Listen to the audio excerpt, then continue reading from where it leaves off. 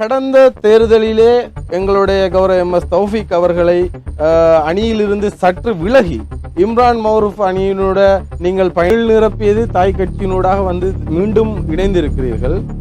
இது போன்றதொரு செயற்பாடு எங்களுடைய MS தௌஃபிக் அவர்களுடைய பயணித்த ஜர்சாத் மஜீத் அவர்களுக்கு கடந்த காலங்களிலே கலையத்துக்கு வந்ததற்காக எங்கள் மனமார்ந்த வாழ்த்துக்களை தெரிவித்துக் கொள்கிறோம்.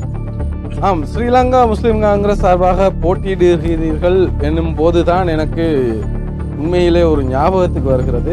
கடந்த முறை உள்ளூராட்சி தேர்தலிலே ஸ்ரீலங்கா முஸ்லிம் காங்கிரசினூடாக போட்டியிட்ட எங்களுடைய சகோதரர் ஒருவரும் இம்முறையும் களத்தில் இருப்பதாக நாங்கள் அறிய கிடைத்தது.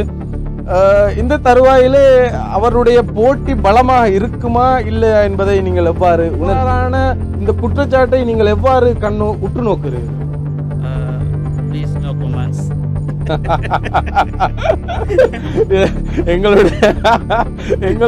எங்களுடைய பார்த்து கொண்டிருக்கிற நேயர்களே, நாங்கள் எங்களுடைய கேள்வி கணைகளை எங்களுடைய உண்மையான வேட்பாளர் இளம் தலைமைத்துவத்திடம் நாங்கள் முன்வைக்கிறோம்.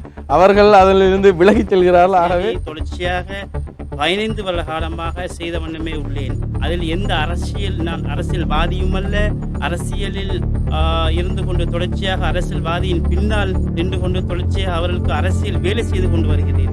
அந்த அடிப்படையில் அங்குள்ள ஒவ்வொரு மக்களும் என்னை அறிந்தவர்கள், நான் ஒவ்வொரு குடும்பத்தையும் அறிந்தவன் என்ற வகையிலே இன்ஷா அல்லாஹ் இந்த தேர்தல் எனக்கு சவால் மிக்க ஒரு தேர்தலாக இருக்கிறது. 2 பலம் பொருந்திய வேட்பாளர்கள், அந்த 2 பலம் பொருந்திய வேட்பாளர்களை வெல்வது என்பது ஒரு சாணக்கியமான அந்த திட்டத்தின் மூலமே என்னால் வெற்றி பெற முடியும். அதற்குரிய வியூகத்தையும் நான் அமைத்துக் கொண்டிருக்கிறேன். நீங்கள் குறிப்பிட்டீர்கள், உண்மையிலே 2 பலம் பொருந்திய வேட்பாளர்களை நீங்கள் களத்திலே சந்தித்துக் கொண்டிருக்கிறீர்கள்.